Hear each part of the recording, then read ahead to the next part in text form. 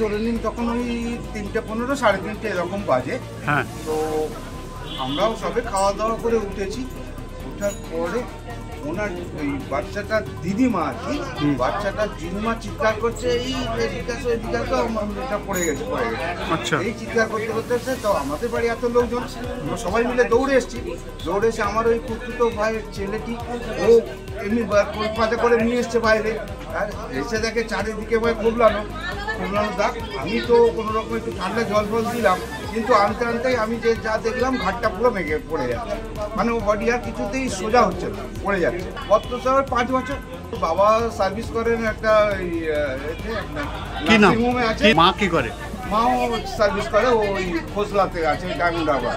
তারপরে ওকে তো হসপিটালে নিয়ে যাওয়া হয়, হসপিটালের সঙ্গে সঙ্গে নিয়ে যেতে তো ওনারা বলেন অনেকক্ষণ আগে এক্সপায়ার করে গেছে। দেখে তো যেটা মনে হচ্ছে যে উনি কোনো কিছু অস্ত্র দিয়ে ওনাকে খুঁচিয়ে মেরেছেন আর কি।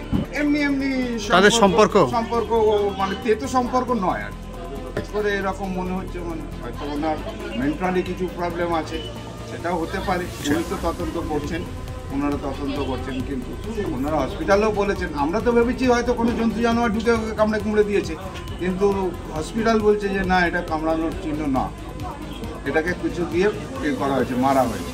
দেখুন, একটা 5 বছরের বাচ্চা, তাকে মানে কিছু একটা মানে ইনজুরি হয়েছে এরকম খবর পেয়ে তার আত্মীয় স্বজন যারা আছে তারা নিয়ে সুভাষগ্রাম হসপিটালে আসে। বাড়িতে সেই সময় তার বাবা মা ছিল না, তারা অফিসে তাদের কর্মব্যস্ত ছিল।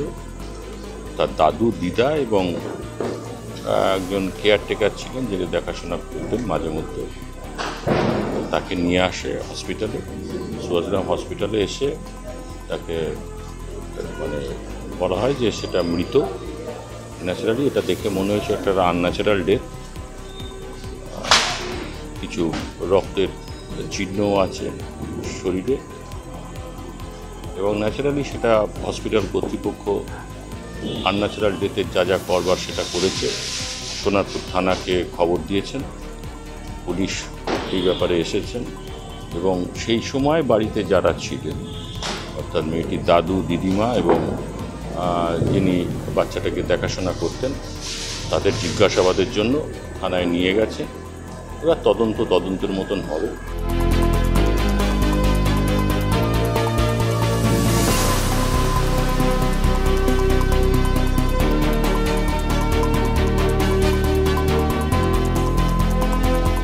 ফলো করুন সংবাদ প্রতিদিন ডিজিটাল।